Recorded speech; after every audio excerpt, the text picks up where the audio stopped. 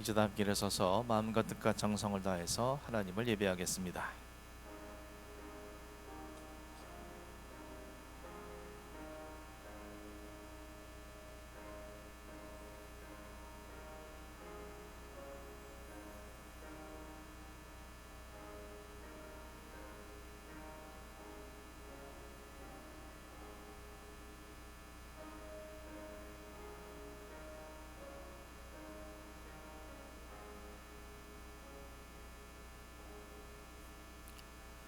너희 안에서 착한 일을 시작하신 이가 그리스도 예수의 날까지 이르실 줄을 우리는 확신하노라. 예수 그리스도로 말미암아 의의 열매가 가득하여 하나님의 영광과 찬송이 되기를 원하노라. 아멘. 하나님 아버지 감사합니다.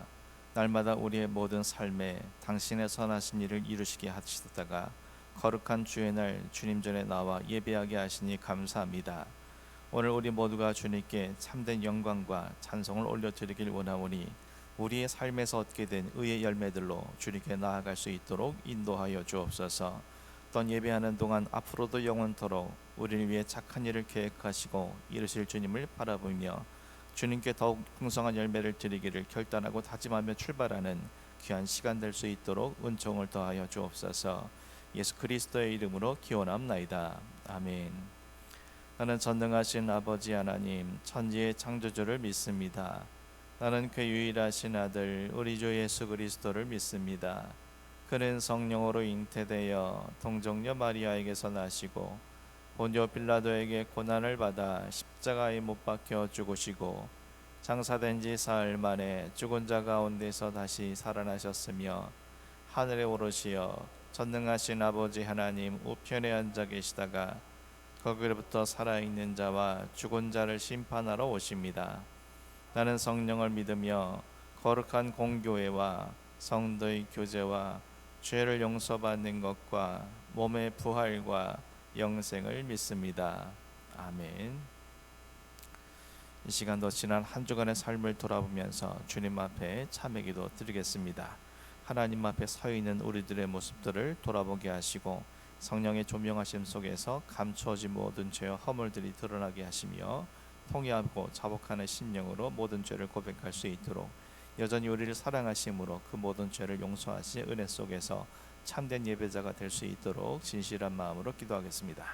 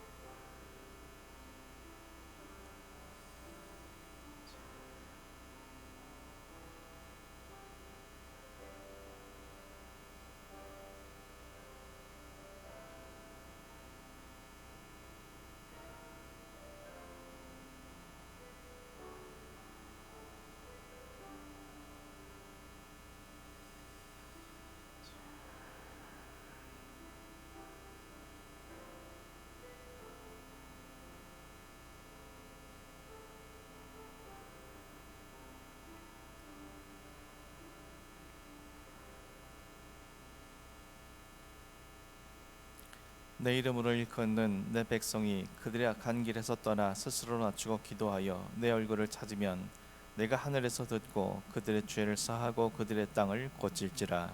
아멘. 자리에 앉으셔서 43장 찬송하겠습니다.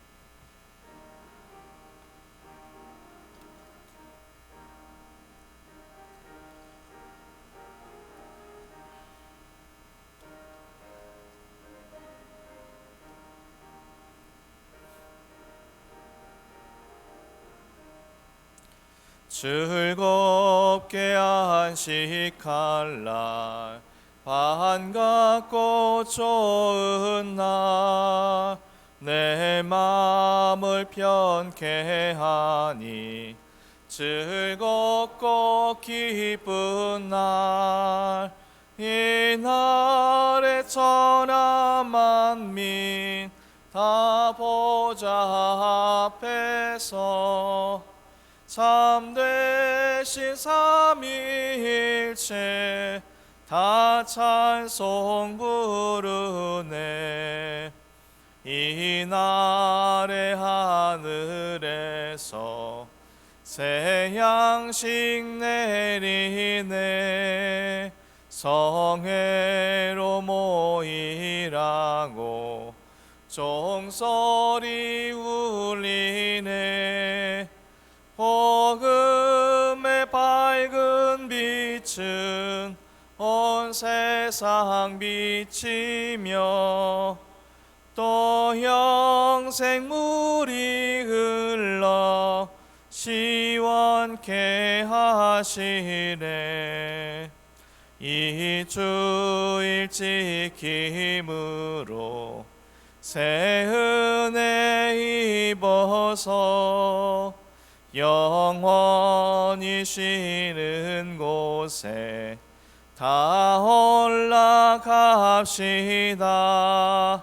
성묵게 찬미하고 성자와 또 성령 참되신 삼위일체 다 찬송 부르네. 아멘. 강영준 장로님 기도해 주시겠습니다.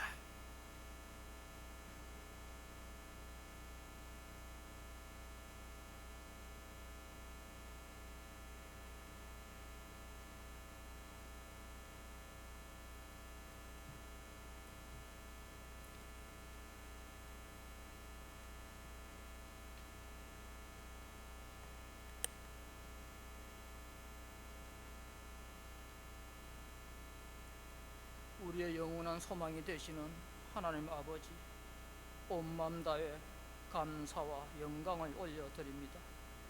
만물을 창조하시고 섭리하시는 하나님, 저에게 날마다 일용할 양식과 안식처를 주시며 복된 날 허락하사 영혼의 양식을 주시기 위해 말씀의 자리로 불러주시니 감사합니다.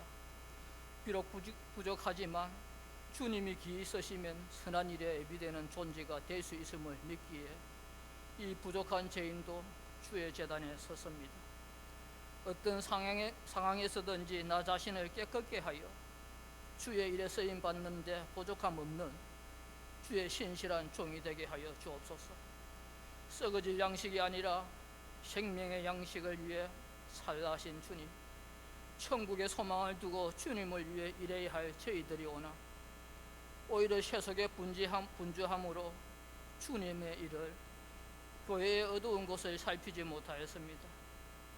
이제 믿음을 가진 자로 주님의 일을 기이 여기며 주의 일에 충성하는 일꾼들이 되게 하옵소서. 진리와 참 자유가 되시는 주님, 이 나라의 정세를 귀보 살펴 주옵소서. 앞으로 다가올 대선의 바톤을 이어받고자 전국은 혼란스러운 가운데 있습니다. 서로 내가 큰 잔에 큰 소리 내는 모양새가 2000년 전 주님의 제자들을 보는 듯합니다. 정치의 난맥상을 보는 가운데 이 나라가 하나님의 말씀으로 개혁되고 주님이 다스리는 나라가 될 수 있도록 역사하여 주옵소서. 이 시대적 난제 앞에 교회가 기도하게 하시고 교회가 영적인 능력을 발휘할 수 있도록 역사하여 주옵소서. 진리와 참 자유가 되시는 주님, 코로나19로 지구촌은 많은 생명을 잃고 있으며 경제적 어려움으로 고통 중에 있으며 교회는 교회로서의 사명을 감당하기조차 어려운 상황에 놓여 있습니다. 인류의 자기의 진노를 부디 거두어 주옵소서. 바이러스와 싸우라 하신 하나님의 뜻이 어디 있는지 온 인류가 깨달아 알게 하소서. 주님, 교회가 제약에서 벗어나 빛과 소금의 역할을 감당해야 할 중대함을 깨닫습니다. 우리 모두가 예수 그리스도의 십자가를 믿음의 눈으로 바라봄으로써 나에게 부여된 소명이 무엇인지 알게 하소서. 죄의 응배였던 지난날의 삶에서 진정한 자유를 누리고 새로운 기쁨을 맛볼 수 있도록 하시어 주님의 피로 사신 교회가 그리스도의 몸된 하나님 나라를 이루는 교회 되기를 간절히 소망합니다. 주님, 성령의 오심을 사모합니다. 오순절날 마가의 다락방에 모인 120 문도들에게 성령이 임했던 것처럼 이 성전에도 성령의 역사가 일어나기를 간절히 소망합니다. 오직 성령 체험만이 나 자신과 교회를 변화시켜 주실 줄 믿습니다. 하나님을 만날 수 있는 유일한 방법은 오직 말씀과 기도뿐인 줄 아오니 말씀을 사모하는 심령에 하나님의 임재를 체험하는 놀라운 은혜의 시간으로 인도해 주옵소서. 하나님, 지난날의 삶의 시간들을 돌아보니 털 속에 갇힌 영락없는 다람쥐 신세인 것 같습니다. 매일의 반복된 일상 속에 기쁨으로 노래할 수 없지만 주를 믿는 저희들은 한 발자국도 나아갈 수 없는 틀에서 벗어나 저 영원한 본향을 향해 한 걸음 한 걸음 소망 가운데 기쁨으로 노래하며 나아가게 하소서. 하나님, 성도들 중에는 육신의 연약한 연고로 치료 중에 있는 분들이 있습니다. 우리의 머리털까지도 세신다는 주님, 저들의 고통을 아시는 줄 아오니 치료하여 주시고 주님의 사랑의 손길이 나날의 삶에 새 힘을 얻을 수 있도록 자비와 은총을 베풀어 주옵소서. 이제 장마가 물러가면 한대유가 기승을 부릴 터인데 그 가운데서도 우리 성도들 건강을 잃지 않도록 지켜 주옵소서. 오늘도 주님 주시는 참 안식 가운데 성도 간의 교제로 주님의 사랑과 은혜를 나누는 복된 시간으로 인도해 주옵소서.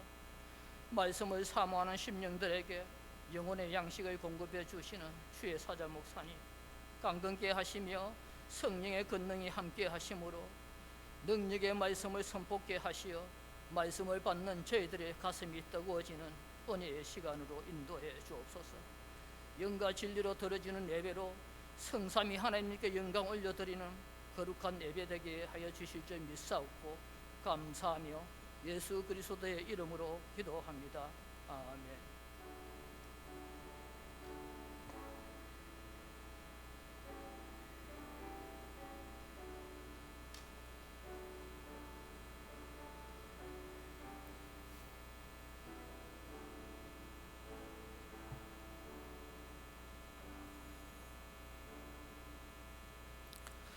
이 시간 우리 주신 하나님 말씀은 사도행전 12장 7절에서 12절까지 말씀입니다.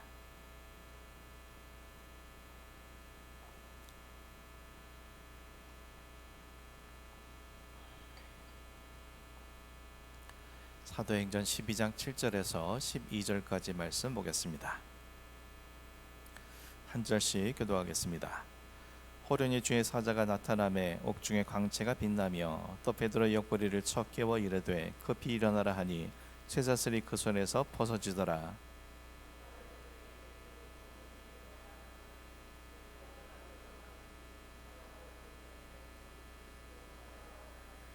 베드로가 나와서 따라갈새 천사가 하는 것이 생시인 줄 알지 못하고 환상을 보는가 하니라.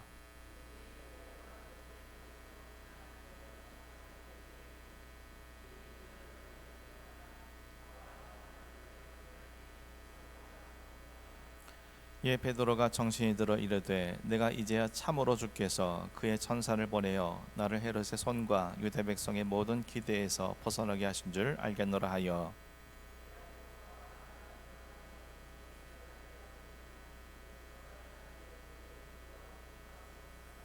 아멘.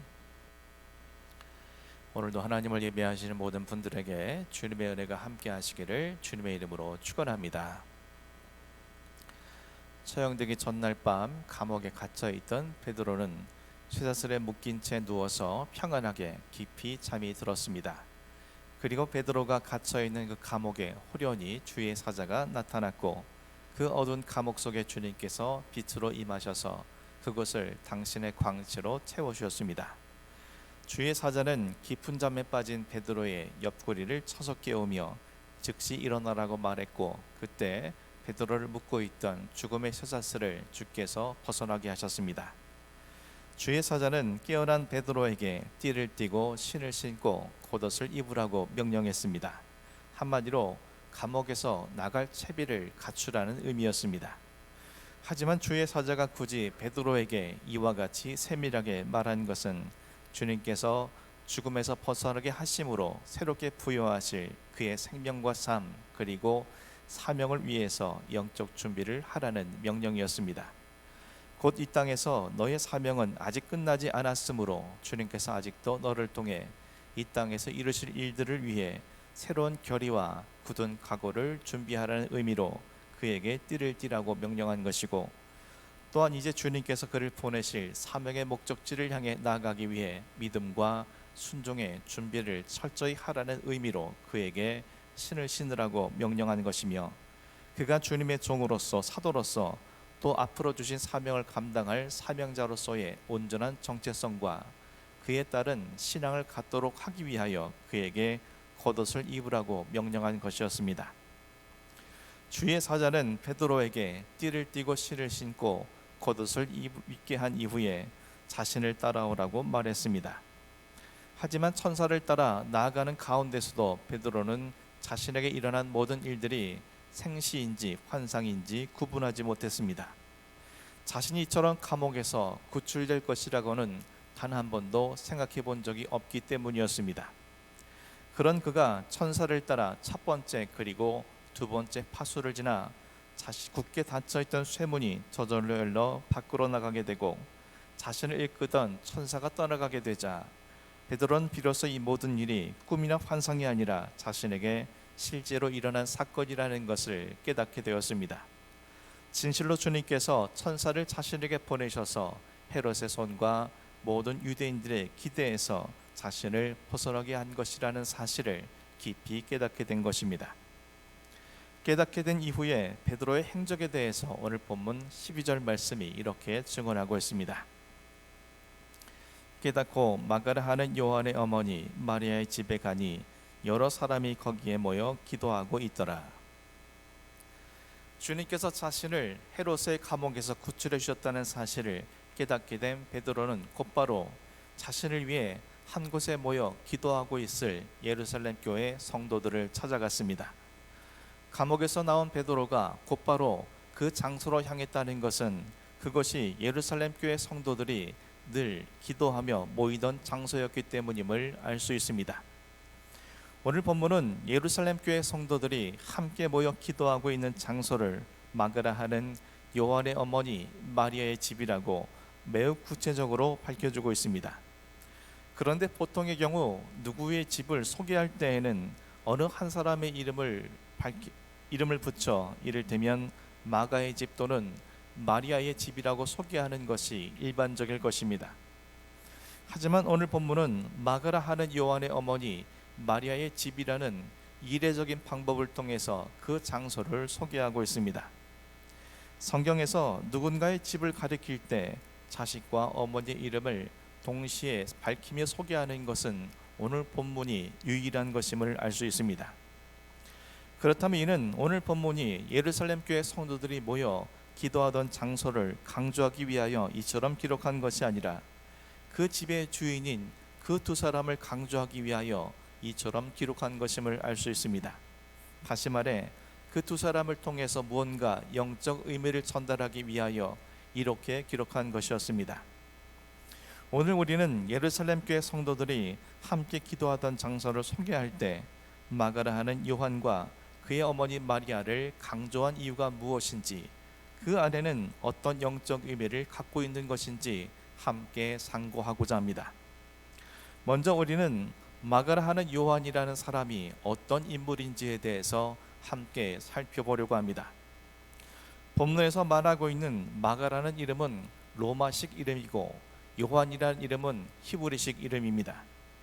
우리는 편의상 우리에게 잘 알려진 마가라는 이름으로 호칭하며 그에 대해서 살펴보도록 하겠습니다.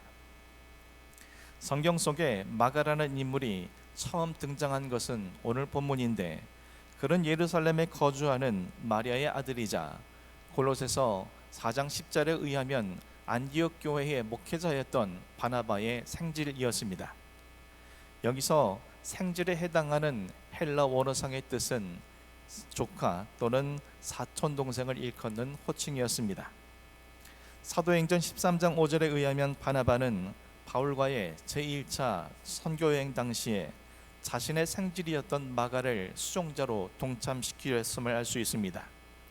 하지만 어떤 이유에서인지 마가는 선교여행을 끝까지 동참하지 못하고 도중에 예루살렘으로 되돌아가고 말았습니다. 이후 제2차 선교여행 당시에 바나바는 마가를 다시금 선교여행에 동참시키려 했지만 이를 반대하는 바울과의 이견 때문에 결국 두 사람은 심히 다투고 결별하는 일까지 일어나게 되었습니다. 하지만 마가는 제2차 선교여행을 하는 동안 1차 선교여행 시 보여주었던 연약함과 실수를 어느 정도 만회한 것으로 보입니다. 그로 인해 사도 바울은 디모데후서 4장 11절에서 마가를 자신의 사역에 유익한 사람이라고 인정했으며 빌레몬서 1장 24절에서는 마가를 자신의 동역자로 소개하고 있습니다. 이는 마가가 비록 처음에는 미성숙한 신앙을 가진 사람이었지만 후에 바울의 인정과 신임을 얻을 만큼 성숙한 신앙을 가진 사역자로 그가 성장했음을 보여주는 것입니다. 또한 베드로는 베드로후서 5장 13절에서 마가를 자신의 아들이라고 부르고 있습니다. 이는 마가가 바울의 영적 아들이자 제자였던 디모데처럼 베드로로부터 사역자로서 가르침과 훈련을 받은 제자요 영적인 아들과 같은 깊은 관계를 맺고 있었음을 의미합니다. 유대인들의 전승에 의하면 마가는 헬라어를 구사하지 못하는 베드로의 통역으로 동역했으며 심지어 헬라어로 기록된 베드로 전후서는 베드로가 기록한 것이 아니라 베드로가 한 말을 마가가 대필한 것으로 여겨지고 있습니다. 이처럼 마가는 처음에는 실수도 하고 연약한 믿음의 모습을 보이기도 했지만 후에는 바울과 베드로로부터 인정과 신임을 받을 정도로 훌륭한 믿음을 지닌 청년으로 성장하게 되었음을 성경은 보여주고 있습니다. 무엇보다 마가가 우리에게 친숙한 이유는 4개의 복음서 중에 가장 처음으로 기록된 것으로 전해지는 마가복음을 쓴 저자가 바로 마가이기 때문입니다. 성경은 약 1500년에 걸쳐 약 40여 명의 사람들이 성령님의 감화 감동을 받아 기록한 말씀입니다. 이를 달리 생각하면 1500년 동안 성경을 기록하는 일을 위해 부름받고 선택된 사람들은 단 40여 명뿐이라는 사실을 말해주는 것입니다. 그런데 마가가 그 1500년 동안 40여 명의 허락된 그 선택 속에 포함된 것입니다. 1500년 동안 수없이 많은 사람들이 존재했음에도 불구하고 마가가 그 40여 명 속에 선택될 수 있었다는 것은 마가 개인에게는 무한한 영광일 뿐만 아니라 특별한 은혜가 아닐 수 없습니다. 마가가 성경을 기록한 모세나 선지자들 그리고 사도들과 같이 위대한 사람이 아니었음에도 불구하고 그가 이와 같은 은혜를 누릴 수 있게 된 것은 주님의 특별한 섭리가 있었음을 우리는 알게 됩니다. 한편 오늘 본문 속의 마리아는 신약 성경에 등장하는 다른 마리아들과는 구분되는 사람입니다.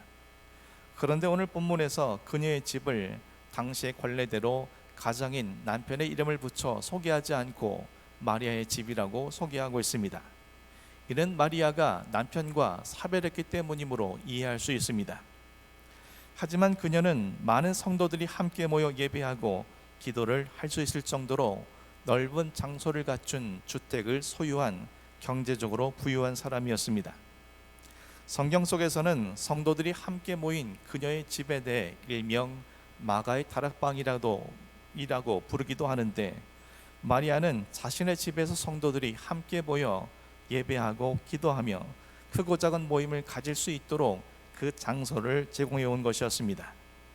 그것도 한두 번 한시적으로만 제공한 것이 아니라 시간적으로 계산해 보면 10여 년 동안 성도들을 위해 자신의 집을 내어준 것임을 알 수 있습니다. 하지만 마리아가 자신의 집을 성도들의 모임 장소로 내어준다는 것은 10여 년 전이나 지금이나 결코 쉬운 일이 아닙니다.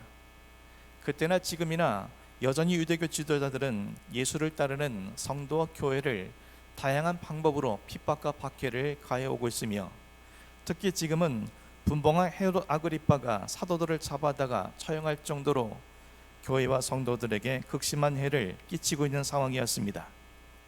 그럼에도 불구하고 마리아가 자신의 집을 성도들을 위한 모임의 장소로 내어준다는 것은 자칫 자신의 재산뿐만 아니라 자신들의 목숨까지 위태로워 줄 수 있는 극히 위험한 일이었습니다. 가진 것이 많으면 지킬 것도 많고 잃을 것도 많다는 말과 같이 부유한 그녀에게 더군다나 하나뿐인 외아들 마가와 함께 살아가는 상황 속에서 이를 감수하고 자신의 집을 성도들의 모임 장소로 제공한다는 것은 참으로 어려운 일이었을 겁니다. 하지만 마리아는 이 모든 것을 개의치 않고 기꺼이 자신의 집을 성도들의 모임 장소로 내어준 것이었습니다. 사랑하는 성도 여러분, 그렇다면 마리아는 어떻게 이렇게 담대한 믿음과 용기를 갖고 자신의 집을 예루살렘 교회 성도들의 예배와 기도의 처소로 내어줄 수 있었던 것이겠습니까? 여러분 모두가 이미 잘 알고 계시겠지만 예수님께서 제자들과 함께 최후의 만찬, 즉 대속의 죽으심을 당할 당신의 살과 피를 기념하게 하신 성찬식이 행해진 장소가 바로 마리아의 집 마가의 다락방이었습니다. 그리고 사망 권세를 깨뜨리시고 부활하신 예수님께서 제자들을 찾아 처음으로 방문한 장소 역시 마리아의 집 마가의 다락방이었습니다. 그리고 예수님께서 승천하신 이후 120여 명의 성도들이 함께 모여 기도할 때에 오순절날 성령님께서 강림하신 장소 역시 마리아의 집 마가의 다락방이었습니다. 하나님의 구원 계획이 이루어지는 가장 핵심적이고 중요한 사건들이 바로 마리아의 집 마가의 다락방에서 일어난 것입니다. 한마디로 그녀의 집은 기독교 복음의 가장 핵심적인 중요한 사건들이 일어난 구원과 복음의 산실이었음을 말씀은 우리에게 보여주고 있습니다. 이처럼 기독교 구원 역사에서 가장 중요한 역사적 사건들이 다른 누구의 집도 아닌 마리아의 집 마가의 다락방에서 일어났다는 것은 우리에게 무엇을 보여주고 있는 것입니까? 적어도 마리아는 구원의 핵심적 사건들이 의미하는 바를 올바르게 깨닫고 있었고 그 모든 사실들을 온전한 믿음으로 받아들인 사람임을 의미하는 것입니다. 마치 하나님께서 오벳에돔이 언약궤를 모셔드릴 만한 믿음의 준비가 되어 있었기 때문에 언약궤를 그의 집에 두게 하시고 그의 집에 언약궤가 있는 동안에 그와 그의 온 집에 복을 주신 것과 같은 것임을 알 수 있습니다. 마리아는 자신의 집에서 예수님께서 제자들과 함께 행하신 성찬식 사건의 의미를 바르게 이해하고 또 믿고 있었습니다. 그때는 미처 깨닫지 못했을지 모르지만 이 성찬식이 자신에게 영원한 생명과 구원을 주시기 위해 예수 그리스도께서 십자가 위에서 찢기신 살과 흘리신 보혈을 기념하는 것이며 이를 기념할 때마다 예수 그리스도의 대속의 은혜 속에 자신의 영혼이 새로워지고 자신의 생명이 새롭게 재생된다는 사실을 굳게 믿고 있었던 겁니다. 그러므로 수많은 위험과 위협 속에서도 전혀 두려워하지 않고 기꺼이 주님을 위해서 자신의 집을 내어준 것이었습니다. 또한 사망 권세를 깨뜨리시고 부활하신 주님께서 자신의 집에 찾아오신 것을 목격함으로 영원토록 살아계실 예수님께서 영원히 자신과 가정의 구원주가 되어주시고 그리고 그 주님께서 영원히 책임져 주실 것이라는 사실을 마리아는 굳게 확신했기 때문에 자신과 자신의 아들 마가 그리고 자신의 모든 것을 주님께 의탁하며 자신의 집을 주님께 내어드릴 수 있었던 것입니다. 그리고 오순절날 성령님께서 자신의 집에 자신을 포함한 120여 명의 성도들에게 충만하게 임하여 주시고 그들에게 강하게 역사하신 것을 경험했기 때문에 마리아는 매일의 삶을 성령 충만함 속에 주님을 위해 살아가는 삶이야말로 가장 가치 있고 복된 삶이라는 것을 굳게 깨달았기 때문에 기꺼이 자신의 집을 주님을 위해 내어드릴 수 있었던 것이었습니다. 이와 같은 믿음 속의 마리아는 지난 10여 년 동안 수많은 위험과 위협 속에서도 굳건히 믿음을 지키며 주님을 예배할 처소로 성도들이 함께 모여 기도할 처소로 그리고 성도들이 사랑으로 교제할 처소로 기쁨으로 내어놓았던 것입니다. 그리고 그런 가운데 오늘 베드로를 기적적으로 구출해 주시는 주님의 놀라운 은혜를 다시 한번 경험하게 된 것입니다. 그녀의 아들 마가가 바울과 베드로로부터 인정과 신임을 얻게 된 것도, 그리고 최초의 복음서를 기록한 선택된 성경의 기자가 될 수 있었던 것도 바로 어머니인 마리아의 이와 같은 믿음으로 인한 것임을 우리는 충분히 짐작할 수 있습니다. 사랑하는 성도 여러분, 저와 여러분의 가정과 집이 마리아의 가정과 집처럼 주님을 위해 쓰임받을 수 있기를 주님의 이름으로 간절히 축원합니다. 무엇보다 우리의 가정과 집이 늘 주님을 찬양하고 경배하는 예배의 처소가 될 수 있도록 늘 간절히 주님께 무릎 꿇는 기도의 처소가 될 수 있도록 그리스도의 사랑과 은혜가 늘 풍성히 나누어지는 은혜의 자리가 될 수 있도록 주님 앞에 헌신을 다짐할 수 있기를 간절히 소원합니다. 이를 위해 마리아가 지녔던 믿음과 같이 날 위해 십자가에서 살을 찢기시고 보혈을 흘려주신 주님의 그 놀라운 은혜를 마음에 새겨 기념하며 사망 권세를 깨뜨리시고 부활하신 영원히 살아계신 주님께서 오늘도 우리 구주로 역사하시고 영원토록 책임져 주실 것임을 확신하며 우리의 모든 것을 주님께 의탁하고 성령님의 충만한 임재 속에 오직 주님만을 위해 살아가는 삶만이 가장 가치 있는 인생임을 기억하면서 그와 같은 삶을 위해 믿음으로 전진해 나갈 수 있기를 간절히 소망합니다. 그리할 때 우리 가족들이 함께 둘러앉은 우리의 식탁과 삶은 예수 그리스도의 살과 피가 나뉘어지는 만찬장과 성찬식장이 될 것이고, 그때 우리 가정은 무사람들의 주님의 부활을 확인하는 생명의 통로가 될 것이며, 우리 가정은 주님의 말씀을 체득하는 진리와 기도의 전당이 될 것이고, 우리가 우리 가정에서 만난 매일매일은 날마다 성령님께서 임재하시는 오순절 날로 승화되게 될 것입니다. 무엇보다 그때 우리 사랑하는 자녀들은 비록 지금 실수하고 연약한 모습을 보일지라도 결국 사람들에게 인정과 신임을 받으며 자신들의 삶으로 복음서를 기록하는 이 시대의 마가가 되어질 것입니다. 그리고 그러한 가정들이 모여있는 우리 교회는 예루살렘 교회와 같이 이 땅에 죽어가는 영혼들을 살려내는 주님의 교회로 새롭게 거듭나게 될 것입니다. 저 여러분 모두가 주님의 이 엄중한 명령을 기억함으로 우리의 가정이 마리아의 가정과 같이, 우리의 집이 마리아의 집과 같이 주님을 위해 쓰임받고 주님의 역사가 나타나는 아름다운 가정과 집으로 승화될 수 있기를 주님의 이름으로 간절히 축원합니다. 기도하겠습니다. 아버지 하나님, 우리의 가정과 집이 마리아의 가정과 집처럼 되어지기를 간절히 소망합니다.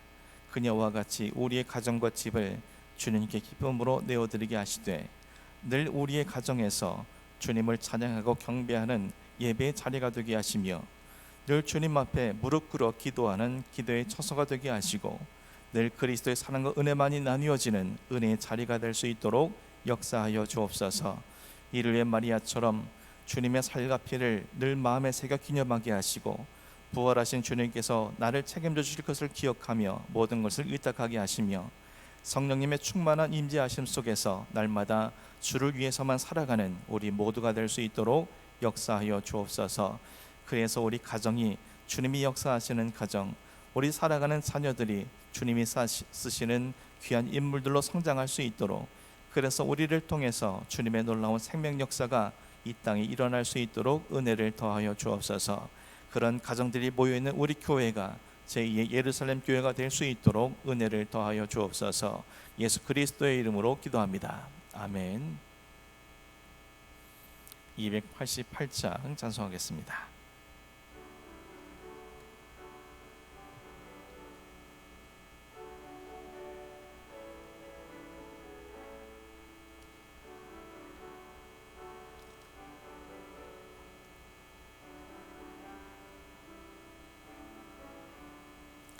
예수를 나의 구주 삼고 성령과 피로써 거듭나니 이 세상에서 내 영혼이 하늘의 영광 누리도다. 이것이 나의 간증이요 이것이 나의 찬송일세. 나 사는 동안 끊임없이 구주를 찬송하리로다. 온전히 주께 맡긴 내 영, 사랑의 음성을 듣는 중에 천사들 왕래하는 것과 하늘의 영광 보리로다. 이것이 나의 간증이요, 이것이 나의 찬송이세. 나 사는 동안 끊임없이 구주를 찬송하리로다. 주 안에 기쁨 누림으로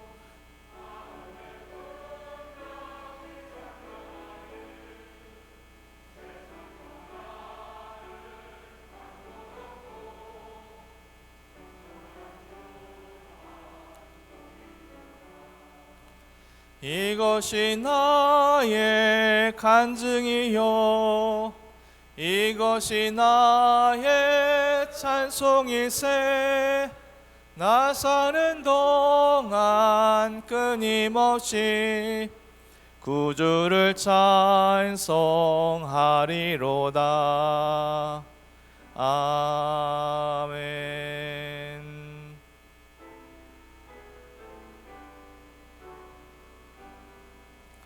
모든 것이 주께로부터 왔으니 이 예물을 주께 드리나이다. 아멘. 아버지 하나님, 감사합니다. 이 거룩한 주일 마음과 뜻과 정성을 다해서 하나님을 예배하게 하시고 우리의 믿음과 정성을 담아 예물을 드리게 하시니 감사합니다. 이 모든 것 주께서 받아주시고 특별히 물질에 쓰여지는 곳곳마다 하나님의 나라와 의가 이루어지게 하시며 말씀이 왕성해지게 하시고 사람들의 생명과 소망과 위로를 전하며 교회에 주신 일들을 잘 감당할 수 있도록 역사하여 주옵소서. 마음으로 물질로 드린 손길 위에 하늘의 복을 더하시길 간절히 소망합니다. 그들의 영과 혼과 육을 늘 강건케 하시고 그들의 가정을 믿음의 반석에 세우셔서 어떠한 일에도 흔들리지 않게 하시며 그들의 생업과 하는 일들 가운데 주의 손으로 도우사 형통과 번창의 복을 누릴 수 있도록 역사하여 주옵소서. 그들이 갖고 있는 모든 기도의 제목들에 하나님의 응답하심이 있길 원하오니 가장 좋을 때 가장 좋은 것을 허락하심으로 늘 그 입술에 찬송이 끊이지 않도록 역사하여 주옵소서. 오늘도 우리 교우들을 위해 기도합니다. 육신의 질병 가운데 계신 분들, 마음 상하신 분들, 또한 노안 가운데 계신 어르신들이 있습니다.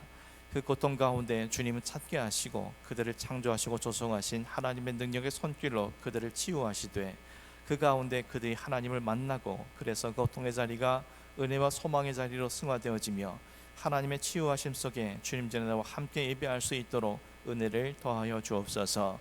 가정의 문제, 물질의 문제, 자녀의 문제, 사업의 문제, 수많은 문제를 놓고 기도하는 영혼들이 있습니다.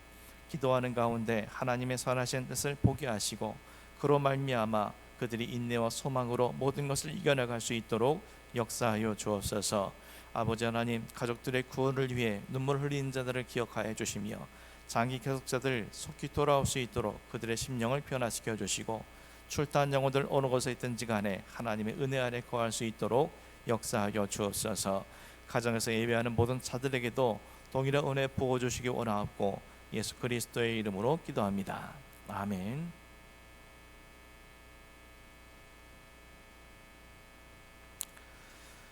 주일 성수를 비롯한 공예배 성도님들의 온전한 참여를 바랍니다.